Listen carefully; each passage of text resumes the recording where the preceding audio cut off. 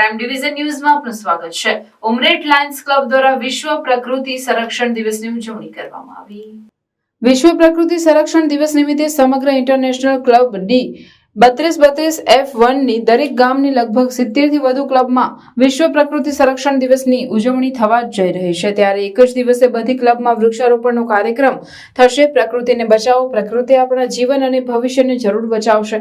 પ્રકૃતિને સ્વસ્થ રાખો, ભવિષ્યને સુરક્ષિત કરો. વિશ્વ પ્રકૃતિ સંરક્ષણ દિવસના શુભ પ્રસંગે લાયન્સ ક્લબ ઓફ ઉમરેઠ અને હમીદપુરા પ્રાથમિક સ્કૂલના સહયોગથી સ્કૂલના પટાંગણમાં વૃક્ષારોપણ કાર્યક્રમ અને વૃક્ષ સંરક્ષણનો પ્રોગ્રામ યોજાયો. આ પ્રસંગે લાયન્સ ક્લબના સૌ સભ્યો અને સ્કૂલના શિક્ષકગણ અને બાળકો ભેગા મળીને એક સુંદર કાર્યક્રમનું આયોજન કર્યું.